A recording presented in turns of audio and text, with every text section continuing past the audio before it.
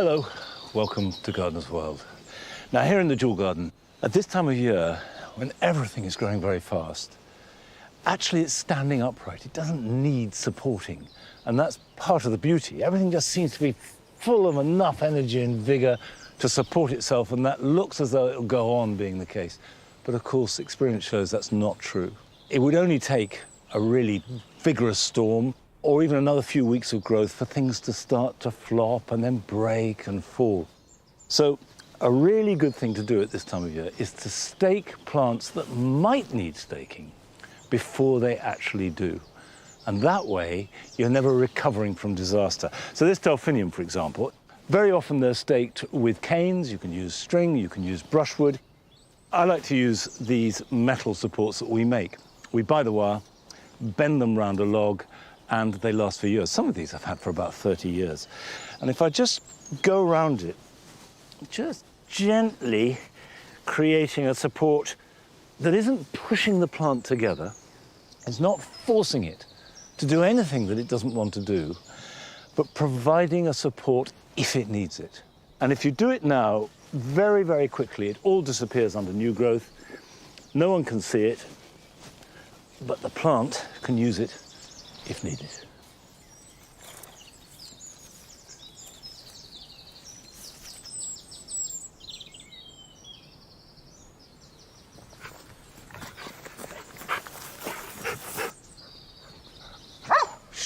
God.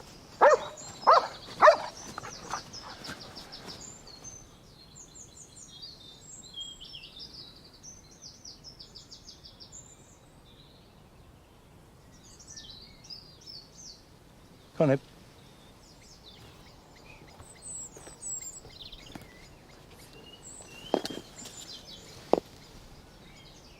Here on the mound, we made changes over winter because we used to have 2 beds where the paving slabs are.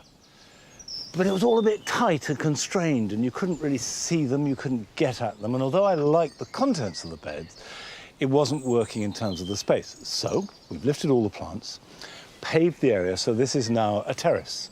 I've got 2 empty pots, so I'm going to plant them up just for this summer and make a summer display, and then I can rethink the whole thing in the autumn. The colour theme here on the mound is pale blue and soft yellow. Now, a big pot like this has a big hole, and this is where crocks come in. And this is perfect, because if you're using any type of crock, it must be curved. It's no good having a flat crock because that will just block the hole.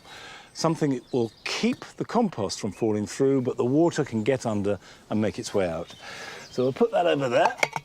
Okay. Now, I've made a special mix because the plants I've chosen are ones that thrive in relatively poor soil. So, this is a mixture of peat-free compost, plenty of grit, a bit of recycled compost from last year's tulips, and leaf mould and sieve garden compost. Now, obviously you can do a pot any way you want, but it's not a bad idea to remember the 3 words: a pillar, a filler, and a spiller. And obviously the pillar is the central, tallest element of the pot. The filler takes that middle ground, and the spiller you put on the edge and, as the name suggests, can spill out over the rim of the pot itself. Now, for my pillar, I've got this. This is a Phlomis russelliana. Soft yellow flowers, leaves coming from either side of the stem, and then the flowers are layered. Really dramatic plant. They can grow 4 or 5 foot tall, and I had them here in the borders, so I'm recycling plants that I know like it in this spot, and I know look really good, mixed in with all the other plants. Now, for my filler, I've chosen a grass. This is Festuca glauca Intense Blue. Obviously, you can see we've got the yellow of the Phlomis and the blue of the Festuca glauca. And obviously, a grass is the perfect filler, if you like, because it will keep going. And as long as this has sunlight and really good drainage, it'll be happy. That one there. And that can go there like that. Now, my spiller, well, I have 2, actually. This is a petunia called Yellow Dream, And I've also got a lobelia, a blue. Now, I always cram these. You're going for maximum effect for what is essentially a maximum of 6 months and probably more like about 4 or 5. So don't worry about overplanting.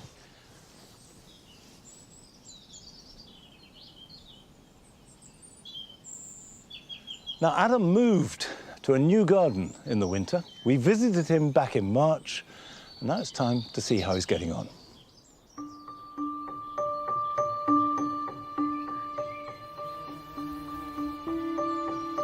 I'm full of excitement. It may not be obvious to the eye yet, but I really can feel the character of my new garden starting to reveal itself.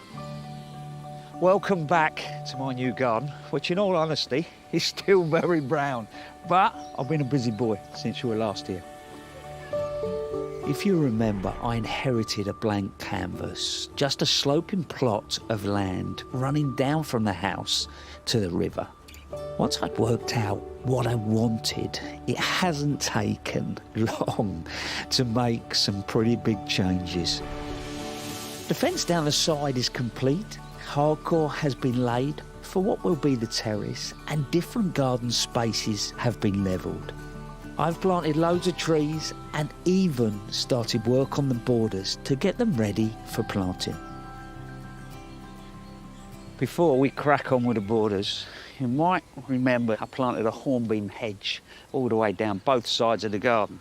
But I bought them as bare root plants and I'm chuffed to pieces with them. So really this year it's about keeping them well watered and then just keep this whole area clean of weed. But apart from that, they'll just be left alone just to let their roots into the ground. Right, come on, we're going to crack on. Come on.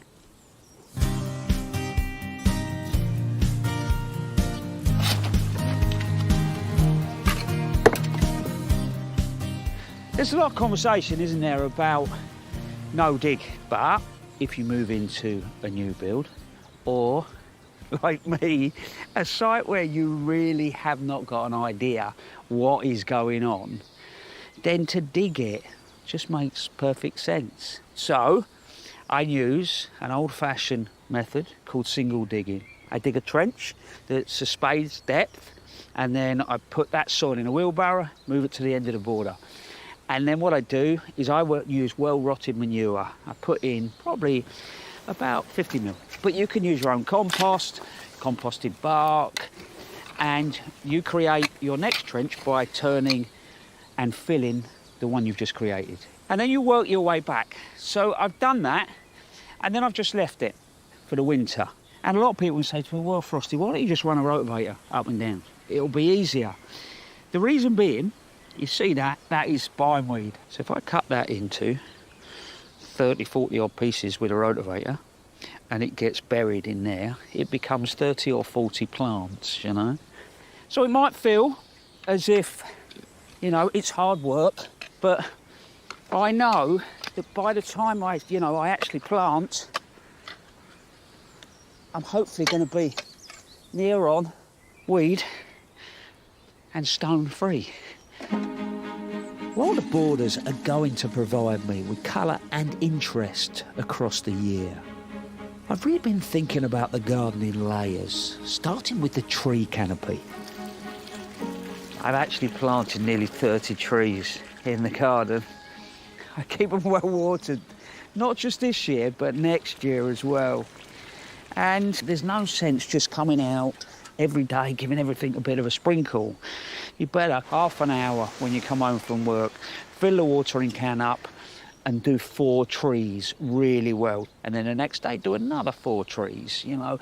And it doesn't matter if I don't come back to the first tree for probably 4 or 5 days because I've really soaked that soil.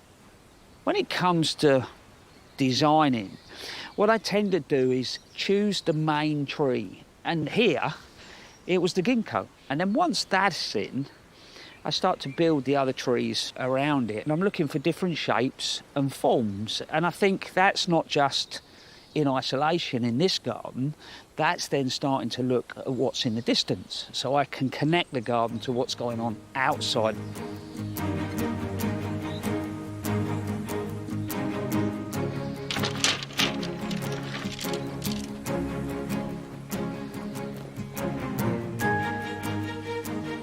When it comes to planting design, I always think about a garden as a woodland. It's got that upper story, that's the bigger trees. Round here, you've got brambles, that's representation of the shrubs. Then you've got the ferns, the brackens, that is your herbaceous perennials. And then at the moment, around here, you've got the bluebells, that's your bulbs. The easiest way for me to do it, normally, is yes, I do it on a plan, but also in my own garden, once my trees are in place, and I'll imagine them at full height, full shape and form, and then I just sort of react. So I work out where I might put shrubs, and I'm thinking, well, I've got the height of the tree, shrub in there, that'll help bring that canopy down. And then you come out and you have a look and think, well, if I went further down the border, in there, and then I'm sort of drawn into sort of here, and all right, it wouldn't be anything high. So if I now just take that off, you start to get a feel. Let's just have one last look. And yeah, I think there'll be an opportunity for something maybe rounded about that height. It doesn't necessarily mean it's going to stay like that, but it's a starting point.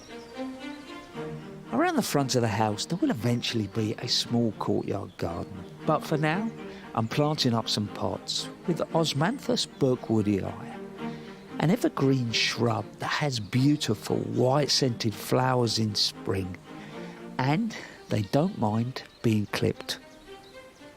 So the mix I'm using is peat-free multi-purpose compost, but what I've done is I've worked in a bag of topsoil. Anything I think that's more long-term, that's going to go in a container, I like to add some soil. Let's see how, hey, look at that. So now you can see this root system.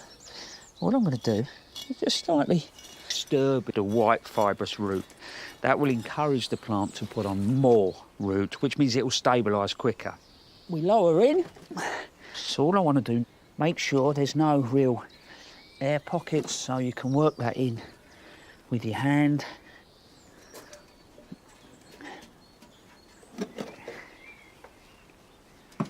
Lovely jubbly. That's that. And now the fun bit. I'm just going to go in. The idea is it will look like these little series of clouds that give you sort of a real architectural backdrop, really.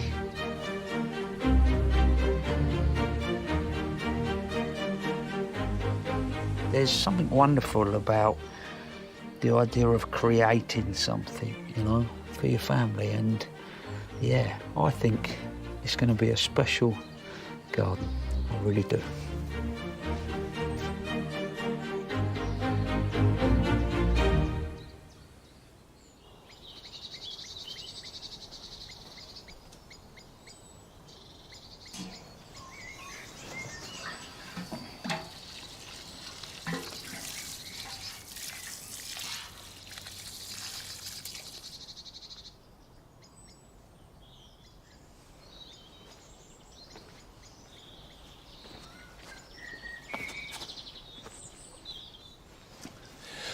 Really good advice about working off trees and their final height.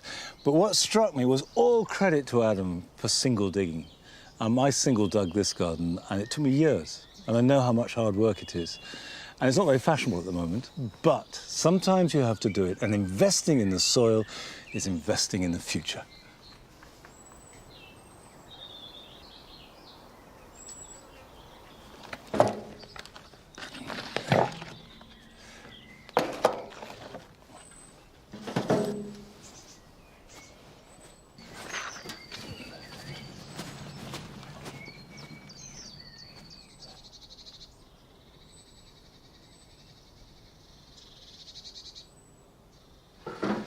This is the season of cow parsley.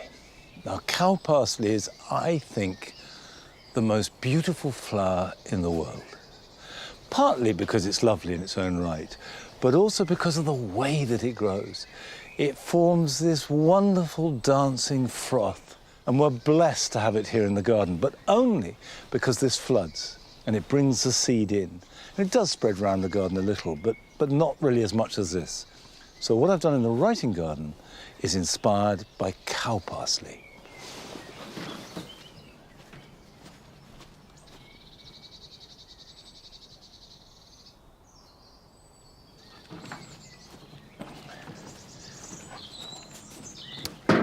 Now, obviously, to follow that inspiration on, starting in February and carrying on into October or even November, you can't just use umbellifers like cow parsley. So we start off with bulbs, daffodils and tulips in here, and then we follow that up with Leucojum summer snowflakes.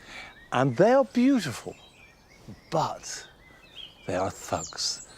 The snowflake is really happy in heavy clay, in damp, shady conditions. So putting it in here was probably a mistake, because despite its beauty, what you get is a very, very long, slow dying back.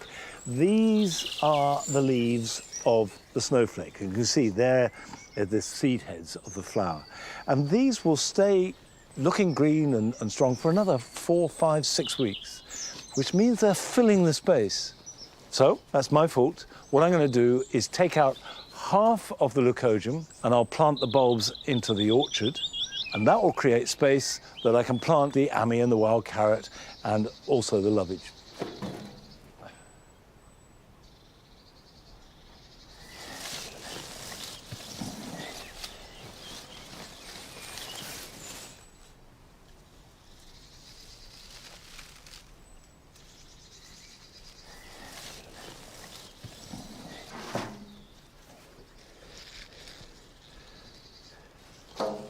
So what I can do is just bundle these together like this, stick them in a upcycled plastic pot, a little bit of compost. When the leaves are completely died back, you can then either dig them up and store them in somewhere dry and just have the bulbs, or just label it, and then come October, November, then you can plant them out as bulbs when it's a lot easier.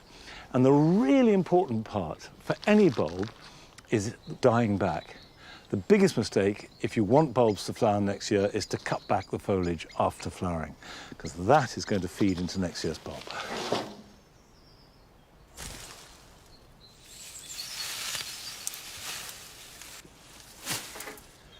This is a slow job, because I want to make sure I'm not doing any damage. But having started it, I'll work through it over the next day or two, and that will transform the garden. Now, not very far from here, down the south of the county, is somebody who not only wants her garden to look good, but she wants it to taste good too.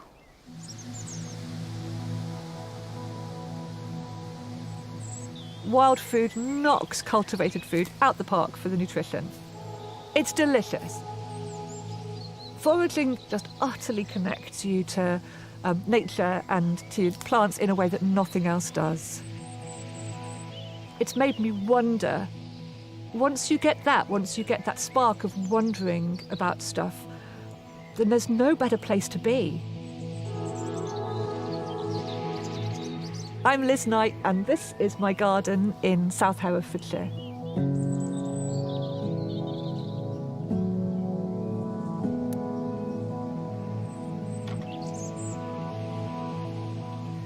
This beautiful array of flowers is ground elder. Most people, if they had it in their garden, would rip it out before it went to flower, which is a real shame. You can either kind of curse it and kind of spend your life trying to get rid of it, or you can embrace it. Not only does it create beautiful flowers in the garden, it's also a really good cut flower plant. It's also incredibly important for pollinators and delicious as a food. ground alder has got a flavour that crosses between parsley and carrot. It's got a tiny hint of kind of like lemony citrusiness to it. So it works amazingly in any recipe that calls for parsley. And one of the easiest ways to use it is to chop them up really finely and put them with lemon and garlic and pistachio nuts. And then they make just a really lovely loose pesto dressing that you could put on things like roast carrots. But you've got to get your head around the fact that it's not a thuggish weed, that it's a beautiful thing, and that will make it taste even more delicious.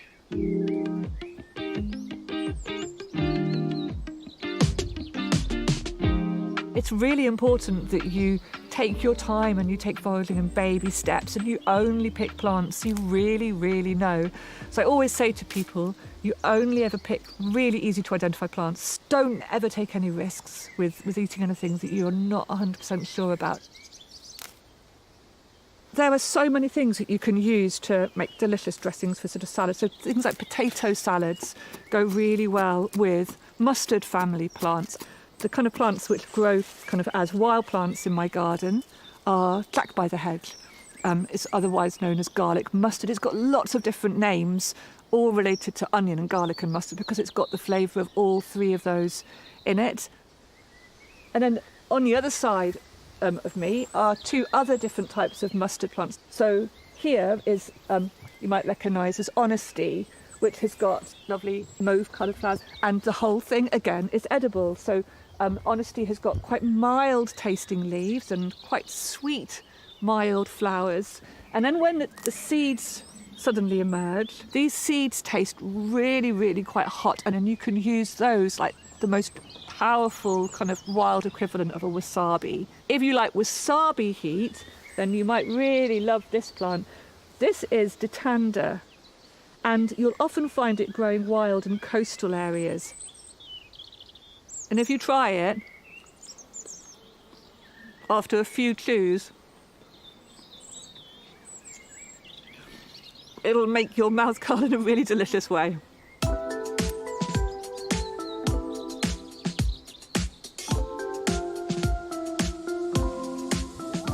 It's not just wild plants or weeds that you can forage. Huge amounts of the plants that we have in our gardens as ornamentals are actually edible, and they've got a long history of being used as food. One of the most delicious and kind of oldest of plants that we've got in our gardens is roses, and we have been eating roses for thousands and thousands of years. Every different type of rose has a different scent and a different flavour, and they are all edible. One thing I love to do with kind of especially large, blousy ornamental roses is if you pick them whole, you can put them in the freezer whole and they freeze perfectly. And then when you want to use them, you literally can just take them out the freezer and crush them up, and they'll break into the tiniest flecks of pink, but with beautiful flavour. And you can stir those through fruit, strawberries or cream, and it adds a delicious, really vibrant, fresh flavour to things.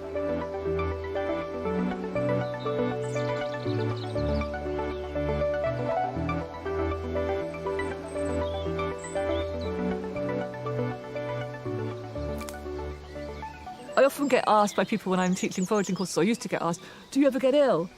And then last year I found a lump, and it turned out to be the lump you don't want to have. So I've had an early stage cancer.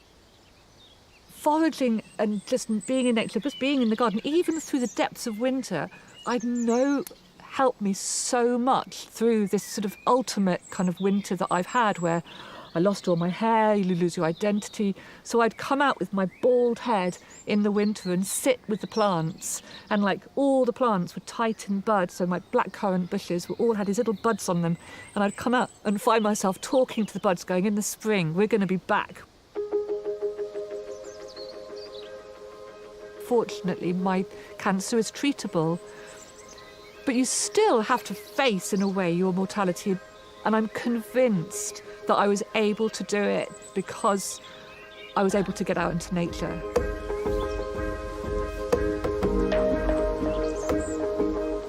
So these, in my kind of veg plot, are hostas that most people will have in their ornamental gardens rather than their veg beds.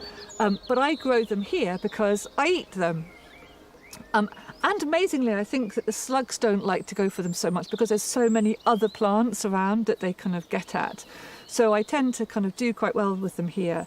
And hostas might not seem like a vegetable to most people in Britain, but actually they are really delicious and they're a really commonly used vegetable, especially in Japan. It's the same family of plant as asparagus, and when you cut into it, you can kind of see the tenderness that you'd get when you snap open an asparagus, and it's got a very, very similar flavour, and you can use it in an identical way. So it's delicious, steamed, with a bit of butter. It's also just lovely kind of chopped into things like quiches. And the lovely thing about a hosta's variegation in leaves, they will keep that variegation and they'll keep that pattern, so you have the most beautiful food made from hosta, but obviously you want to go for ones that the snail hasn't eaten already. But there's not a lot better than getting your own back on the snails that eat all of your hosta than eating the hostas first.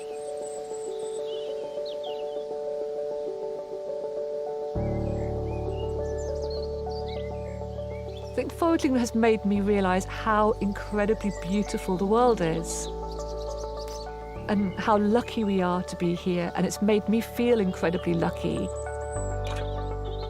Eating the plants which kind of want to grow around us and which are there voluntarily, there's something that just really roots you to your landscape, to your history. Wild food completely changes the flavours that you've got on your table, and it makes how we eat hyper-seasonal, kind of full of vibrant flavours and colour and beauty, and kind of paired with a little bit of butter, makes everything taste delicious.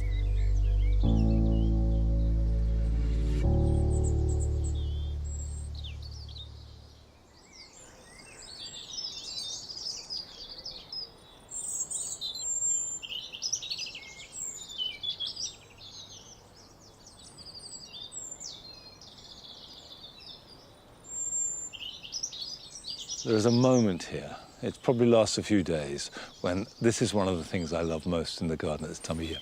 Two very ordinary plants. You have two viburnums side by side. This is Viburnum opulus, and this is Viburnum plicatum morisii.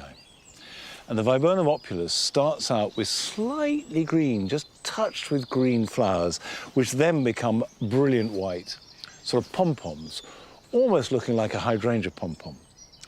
And the Viburnum plicatum morisii famously is in layers, and also looking like hydrangea plants, but this time very open, with white bracts and then little yellow flowers in the middle. And they're just perfect. They're very simple, but absolutely at their best.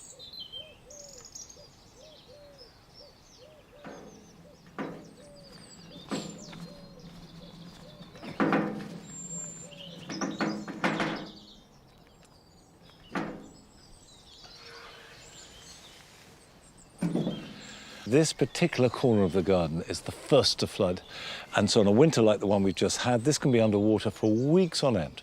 And all the plants in here, from the biggest tree to the smallest plant, have to be able not just to cope with that degree of winter wet, but also to thrive. And as long as you bear that in mind, you can use it to your advantage.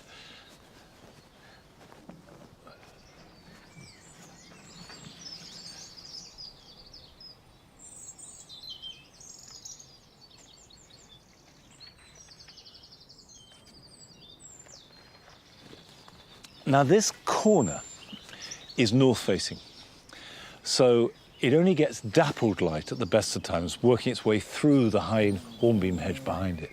I call it Hosta Corner because hostas love it. And I've got in my hand ligularias, and wherever hostas are happy, the chances are ligularias are going to be happy too. This is Ligularia the rocket, and this is blessed with the name of Ligularia przewalskii. And this, of course, has much more cut leaves, and you could grow it for the foliage alone. The foliage is great, but the flowers are good too. And these are ones with tall yellow flowers, and they're wonderful for insects, butterflies, bees. So, there's lots to be gained from growing them as long as you don't expect them to perform in full sun.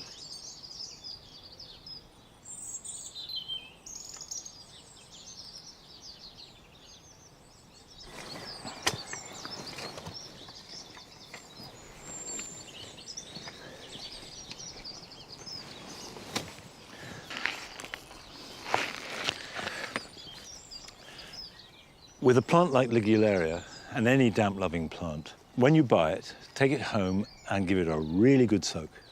Either put it in a bucket of water or a dish of water and leave it for at least half an hour, and then drain off the excess before you plant it. There we go. I have to.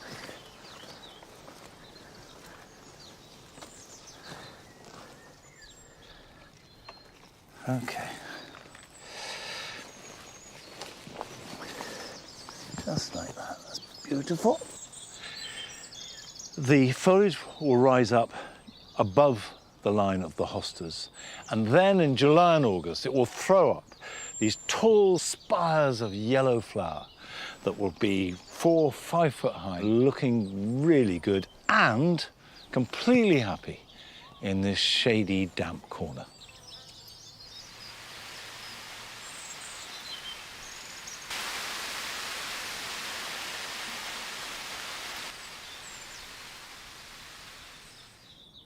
Now we're going to Cumbria to join a couple who are preparing plants very different to Ligularias as they get ready for showing them at RHS Chelsea.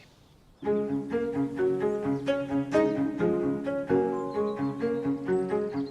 auricula's dry out very quickly if we've got strong winds coming through. Last night we had a really bad northeasterly wind blowing like a tumble dryer. We find the wind quite a challenge. The wind. I find David's grumbling about the wind an even greater challenge. I'm David And I'm Gail. and we've been gardening here at Somerdale House for the last 30 years. It's in the South Lake District.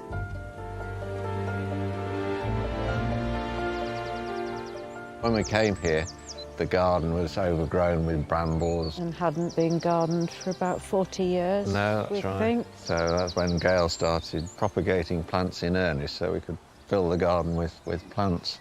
And then we kept getting more and more plants that were too many to sell at garden open days. So that's when Gail took the decision to open a small nursery. And then David decided he'd take early retirement and join me.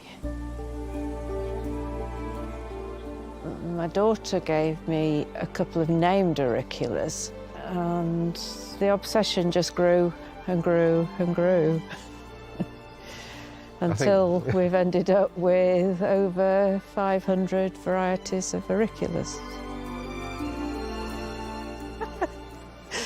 Oh dear. The auriculas are divided into different categories. Best known category is probably the alpine auriculas, and that's subdivided into light-centred and gold-centred auriculas. And then border auriculas, which are ones that have been grown for a long time in cottage gardens. Then double auriculas. And then there are the show auriculas, and they're divided into ones called selfs, which have solid petal colours, stripes and edges.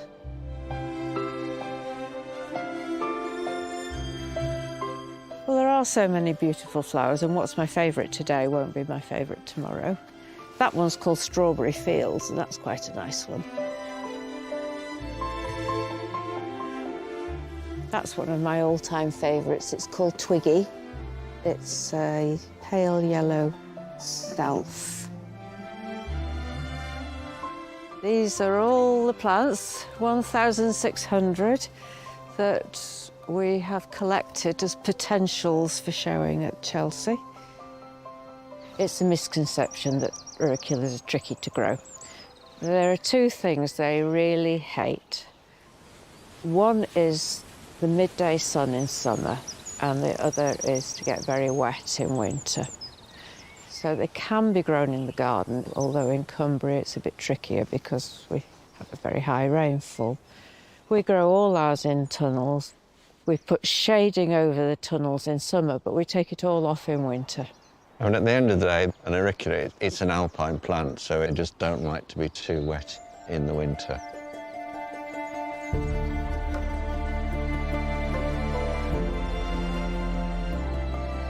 Like all primulas, auriculas are susceptible to vine weevil, root aphid and various other diseases, so potting them into fresh compost every year helps to reduce the number of diseases, and also you get more plants.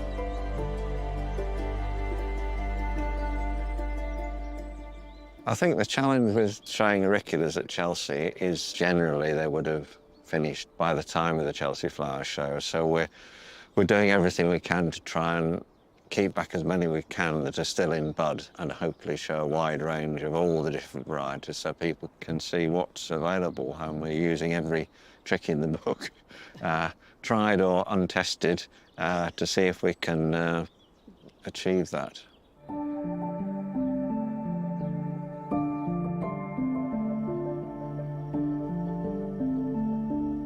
So these have been sat in the fridge for a good couple of months now. No light or anything, just 4 degrees constantly, and they sort of are just sitting there. Once we get them out into the light, a bit of sun, hopefully they'll open normally.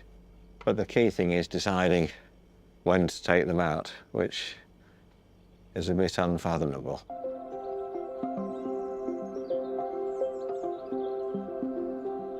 People are used to seeing the very grand displays at Chelsea, and I think we wanted to try and do something a little different. Whether the public and the judges will like that, we don't know, but we wanted to make it more approachable and on a scale that people could see for themselves how they might display auriculas in their own garden rather than in a very formal setting. However small it is.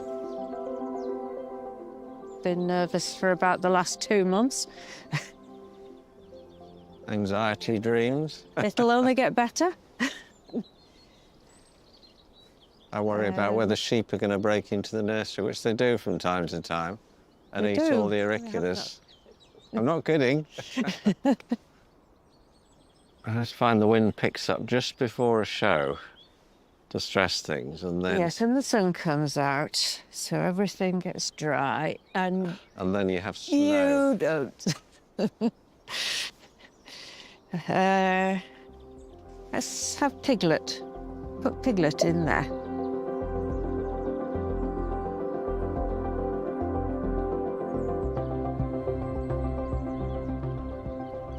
Ta-da!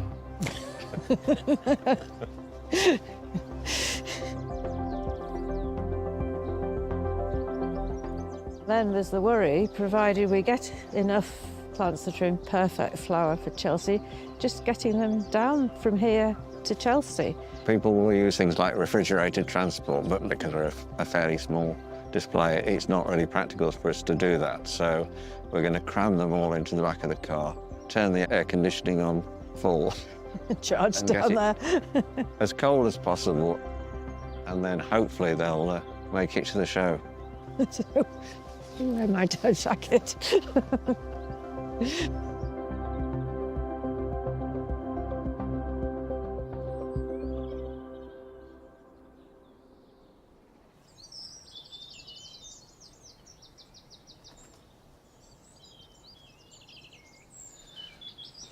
I'm not sure I envy David and Gail's journey down from the Lake District with the car as cold as possible to keep the auriculas looking really good, but I'm sure it'll be worth it.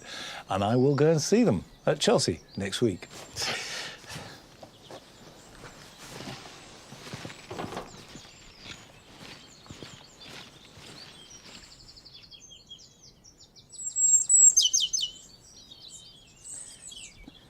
Now, here is a comparison for you. In this bed are planted Charlotte potatoes. I chitted them, planted them out at Easter. I also planted radish in there, which is why it's covered with radishes, which I have to say are ready to eat. But the potatoes in there are, you're seeing about that much growth, but it's good and sturdy and completely healthy. Within minutes of planting these, I had a couple of seed potatoes left over, which I put into a pot, this pot. And look at the difference in growth. Now, this has been in the wooden greenhouse, not heated, but just in the greenhouse. And that much protection makes a huge difference. It's just dramatically ahead of the others. These now are rather floppy and showing lots of leaf. Those are good and solid and just beginning. But this needs earthing up. Earthing up is something you do for two reasons. One, because if potatoes are exposed to light, they turn green, and that's poisonous. So you earth them up to make sure that they're all covered, and that certainly will be the case in this pot. The other reason is, particularly for early potatoes, is if there's a risk of frost, that will kill any top growth. So if you protect it with soil, that protects the growth that's there, and that very quickly grows through the soil. At this time of year, not much risk of frost, but there is a slight risk, certainly in the pot, of tubers being exposed, so I'm going to earth it up. And earthing up's dead easy. I've got a bucket of normal potting compost, and I'm just going to pour it in to bury the stems that are there. Now let's lift that up a bit. They actually need quite a lot of space. So in a pot that size, 2 is plenty. Now, let's pull up some radish. See, these radish I sowed exactly 6 weeks ago. So it's really the quickest harvest you can get in the vegetable garden. I will wash these and then eat them, and actually the French way of eating them with a dab of butter. Absolutely delicious.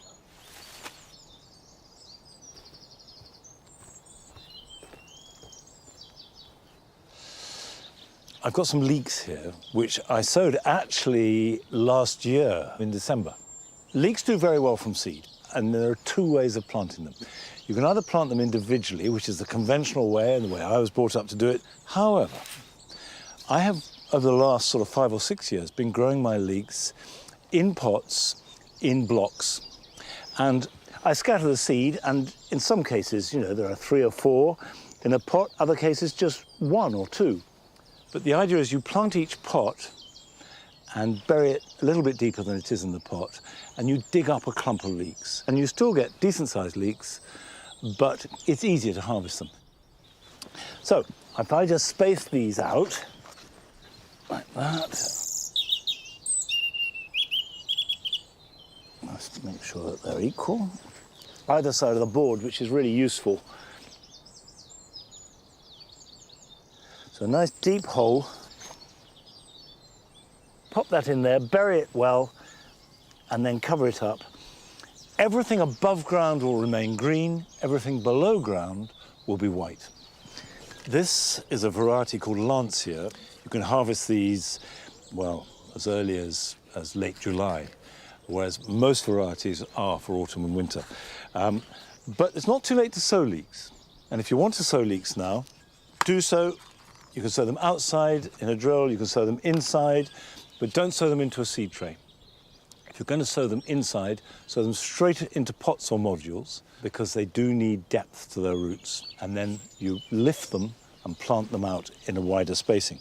Now I'm spacing these out about 6 inches apart.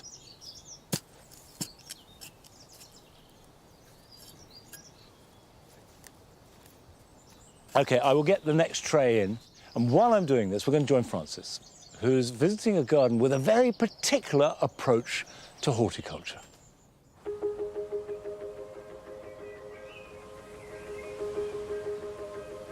I've always been drawn to gardeners who see the world a little differently. That curiosity has brought me to Waltham Place in Berkshire, 220 acres where every decision is guided by the quiet, unseen rhythms of biodynamics. Andre Tranquillini leads his team in a way that defy many of horticulture's familiar rules. There's an air of mystery to biodynamics, a sense that it's as much about spirit as it is about soil. I've come to uncover what that really means in practice. So, Andre, what is biodynamic gardening? We are creating a self-sustaining garden where all the different elements are in synergy, are in balance. Instead of weeding things out, immediately we allow things to express themselves. That's so interesting. So you let the garden in many ways choose how it is. Finding how much to interfere, finding that language, you know, that conversation with the garden. That's what we're encouraging all gardeners to do. You know, learn from the land, not impose too much. It sounds like it's quite complicated. It is not. It's a lot about common sense. What is complicated, actually, is to be able to step back and develop those intuitive skills as well to allow the garden to speak. Can we have a look around? Yeah, let's explore. Okay. It seems every ornamental garden here reflects this return to nature and a gentle step away from strict formality. But one space, more than any other, captures the spirit of this approach. So, this is the potager. This is It's amazing. gorgeous. I mean, there's so much happening. We love it. We love it. Look at it. Yeah. There's just so many flowers. Wow, it's incredible. How much is planned? This garden is naturally evolving. Of course, it has been gardened for hundreds of years. So there's some of that, inheritance still living. Yes. We tend to plug in a few annuals here and there, but it's mostly self-seeded. We're really allowing this garden to express itself. Yeah, and that's what it's doing. It certainly is. It's absolutely beautiful. You have what a lot of people would call weeds here. So Yeah. there's buttercups and docks particularly. And yet they sit in this landscape so beautifully, especially that dock, the colour of it. Yeah. It's beautiful, isn't it? Absolutely. Everything is playing a part here. Yeah. And if we're constantly intervening and cutting things back, we don't learn what is the role. So in biodynamic gardening, we allow plants to express their true nature.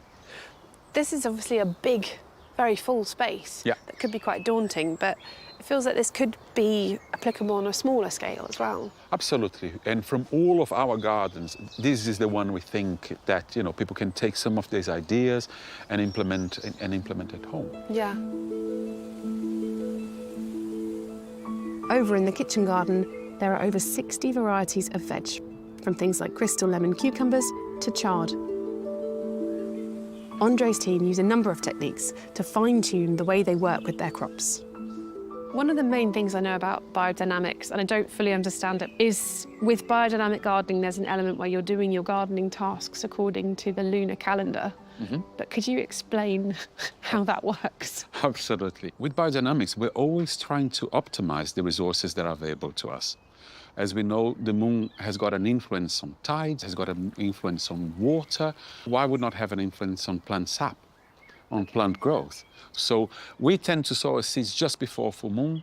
So leading up to that, including the full moon days, one can really see increased germination, really amazing vigor. The other aspect that we're looking is when to transplant. So the calendar for 2 weeks of the month suggests it is ideal transplanting time in the northern hemisphere. That is because the moon is getting closer to the earth. So the gravitational pull is different, so it's an ideal time for roots to develop. What would you say to somebody who was a little bit sceptical? Try it out, experiment with it. Start recording the results and just see how it feels. Yeah. And the results that you get. Can I see some of this produce? Yeah, let's see it. Look at this, Francis. Oh, wow. Isn't this They're great? absolutely perfect. Can you tell the difference between a biodynamically grown vegetable and another? One of them I can hear as you take them out. What, that? The rustling. Squeaking. Yeah. I'm just trying desperately not to pull out other ones as I bring No, it out. go for it. Why? Yeah, but it's exactly that, the vitality on the leaves, Yeah. that sound. That's something I always want to hear on a leafy vegetable. We work with open pollinated seeds. We produce all our compost. We also make our own foliar feed. We use things like nettle tea, comfrey tea as well. So there's a variety of methods that we use that can definitely help with quality. Yeah. Another key principle of biodynamics is community.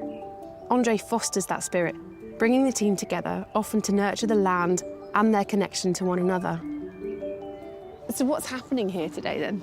Well, today we've got a really favourable time for planting a whole lot of golden chamomile or dyer's chamomile, Anthemis tincturea. We're growing this for biodynamic certified textiles. So clothes are going to be dyed with this. With these single crop, it's a little bit monotonous. So what Yeah. we tried to do to shake it up a bit is plant our diversity islands on the ends of the bed. We are trying to encourage all sorts of predators and wildlife and insects to be around the plants to be able to help with things like aphids and different types of pests. Seeing how Andre and the team work so closely with nature to create a thriving, balanced space really makes me wonder about what this could mean for our own gardens and where we might begin. I would encourage people to start by composting, looking at that nutrient cycle and ideally addressing that from within the garden. And I am aware that for small gardens that can also be an issue, not having enough material at the right time. So I would encourage people to join local community composting schemes and collaborate with neighbors and finding ways to compost together as well. And secondly, start to increasing the biodiversity of the garden. It is our main tool to prevent issues with pests and diseases.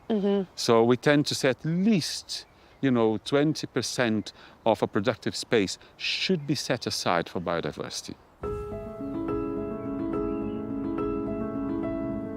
It's been so fascinating meeting Andre and hearing all about his ethos and how he works within that biodynamic system. And if there's one thing I've taken away from what that means, it's working with the rhythms that nature has anyway. If we slow down and observe rather than always feeling the need to act, then that will do the same thing. And if we don't go the whole hog into biodynamics, I think those little lessons can be wonderful places to start within our own gardens.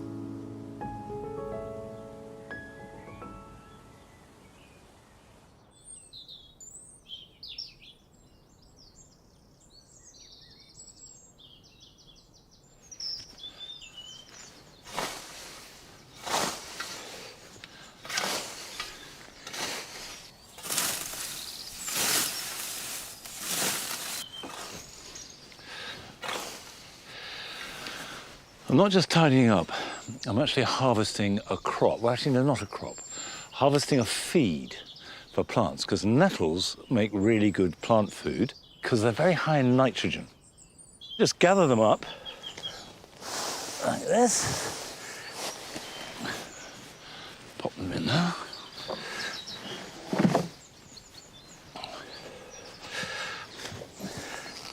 Right, that'll do for the moment, because this is not an end in itself, but stage one of a process.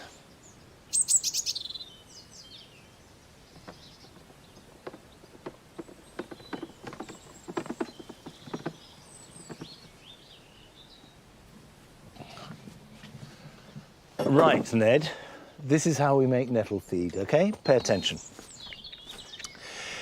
You need to cut it up as small as you can. This is where the shears come in. A scythe won't do this job very well. So I just literally, you can do this in a bucket, you can do it in a barrow like this, but chop it up with a pair of shears. And the reason why you chop it up is because you're increasing the surface area, and then it'll break down quicker when you put it into liquid. Okay, that'll do. Gloves on. You need a bucket or a trug.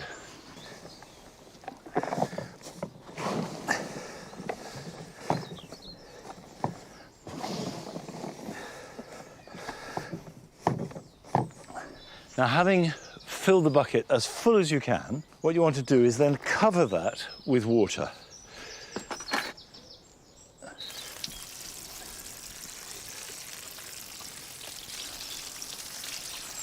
And go on until you can see the water rise up to the surface. Perfect. Put that somewhere out the way, where it's not going to be disturbed, and leave it for 3 to 4 weeks. At the end of that time, strain it off, and what you have is the feed. You then dilute. And what it is, it's a high nitrogen feed. So the beauty of nettle feed is it encourages growth in plants. Not flowers, not fruit, or even particularly root growth. It encourages green growth. So not only are you clearing nettles where you don't want them, but you're putting them to good use. If you've got some nettles, I would highly recommend that you make some nettle tea this weekend. If you haven't got nettles, you're not off the hook, because here are some more jobs for the weekend.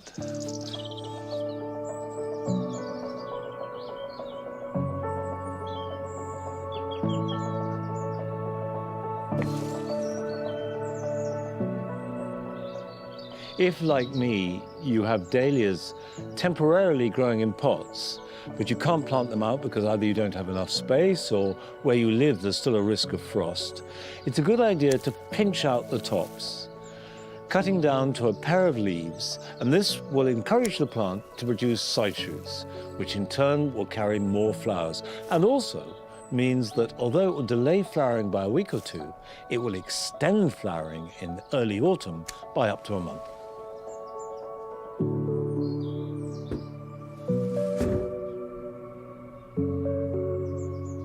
Carrots grow very well in a container as long as it's deep enough and has drainage holes.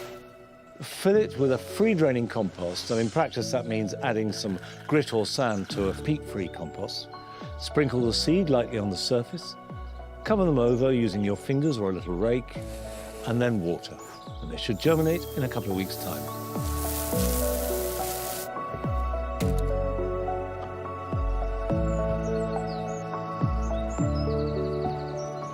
All clematis are growing very fast, but in particular the late-flowering ones, group 3. They do become self-supporting once they reach a certain height, but the new shoots are very fragile and can easily break in a wind. So tie them up carefully using soft twine so as not to damage them, and within a week or two, they should be entirely self-supporting.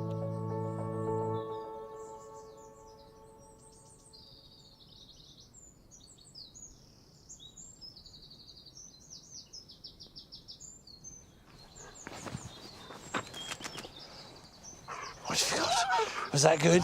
Yeah! Come on! Brilliant catching. You're such a good catcher. Look at that! I have to say that this goes on at breakfast every single day. I'm trying to eat my toast and marmalade, and this ball is put in my lap, usually slightly slimy. Now, I won't be here next week, because it is the RHS Chelsea Flower Show, and I and most of the team will be there all week. The first programme is on Sunday, and it runs every day till the following Saturday. Masses to see. It's one of the great highlights of the year, so do join us there. And I'll be back here in a couple of weeks' time. Till then, bye-bye.